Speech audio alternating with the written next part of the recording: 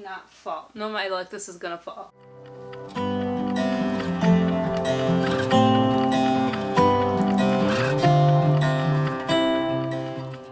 Hello everyone! Today we are doing another tag. Is that really that surprising? Today we are doing the Reader Problems book tag. I'm really excited actually for this one because it allows me to talk about things that, like, you know, just it'd be weird if you were talking about this in normal video. Like, I can't be talking about Throne of Glass and be like, so what do you do with a book you don't like? that's why I love tag. We get to discuss this stuff. Let's begin.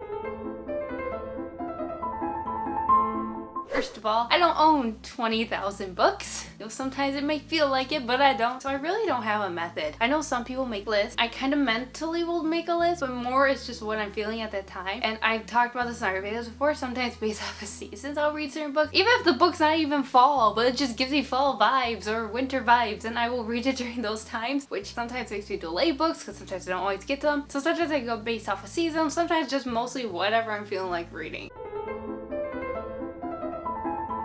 I used to be very adamant on making sure I finished a book whether or not I liked it. And to a certain extent I still do that. It kind of depends on what my level of hate is. If I'm just liking a book but it's pretty short, I will kind of just hop it up and just like read it. If I'm not liking it and it's 400, 500 pages, I tend to put it away now. I don't necessarily feel like I need to finish a book. I used to feel really guilty about putting it down if I wasn't really feeling it or liking it. If I just spent a lot of money buying a book. It's true, you spend like $20+ on a book and then you don't like it, it's like, I feel like I waste my money. but now I've actually just started buying secondhand books, like through used bookstores or something. If I don't like it, I just put it aside because it's like, you know, I've only spent a few bucks on it. I don't feel too bad if I don't like it.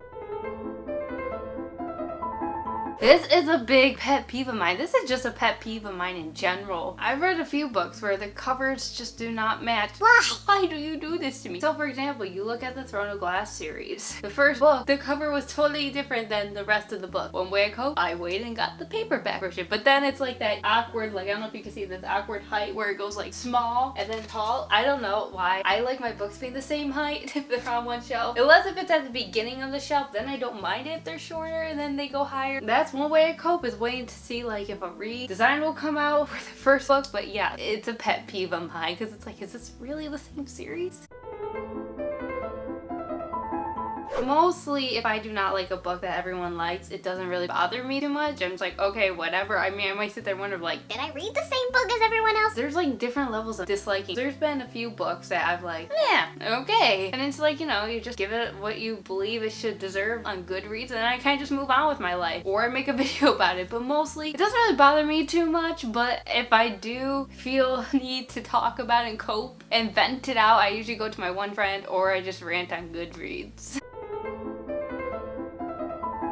This has happened to me before. Like I've said in our videos, I don't actually cry, but I get like that gut punch where you're just like, why? I am so overcome with emotions right now. I used to work at a library. Nice thing about working at libraries, you could read during your shift. And I think I was reading Escaping from Houdini. And then I was also reading Darkest Legacy. And I finished them. And the whole world is just like going on with their lives. And I'm just sitting here like, What just happened? I remember just like trying to hold all the emotions in and not just like cry. You know, people come in and they're like, hey, can I check out this book? How dare you expect me to do my job when I just gone through this traumatic experience? After that, I can't focus that much. I just pull up my phone, I just start scrolling just to get the mind off of it. But yeah, I don't necessarily cry, but it's more just like, I'm pretty sure my face shows that I am going through something, and people probably just walk by and like, What's wrong with that girl? Is she okay? no.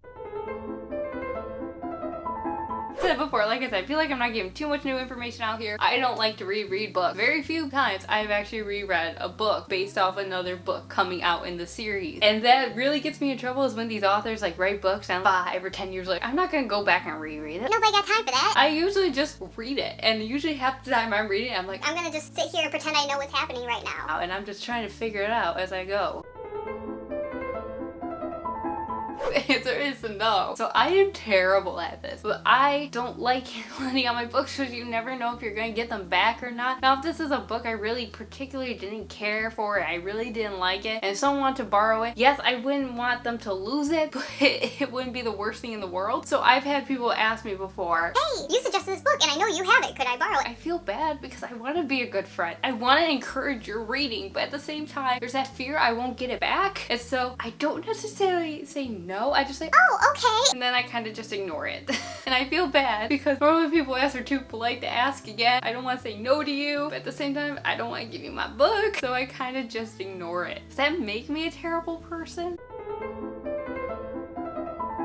Netflix, which is terrible. Netflix is really just stalling. I think the only way I find helps me cope is that I either A, start listening to audiobook, or B, kind of just start reading something that's kind of different than what I'm normally used to reading that's short too. So don't commit yourself to a 600-page book, and especially in a genre you don't normally read. Go for short books and audiobooks. Those are my tricks.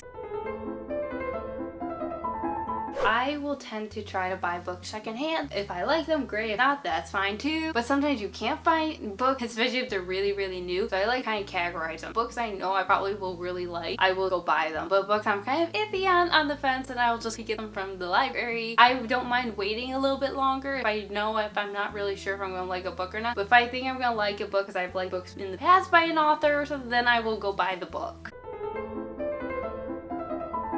Like I said, depends. If I'm really, really anticipating this book, if I've actually spent a lot of money to buy this book, chances are I probably will read it right away. If not, if these are just books I've casually bought that I've been, they've been on my TBR for a while to just kind of buy, and I see them in a secondhand bookstore or something I buy, I give it at least a year. And once that book passes a year on my shelf, there's very little chance I will actually pick it up. Anyways, that was my Reader Problems book tag. Thank you for watching. Bye!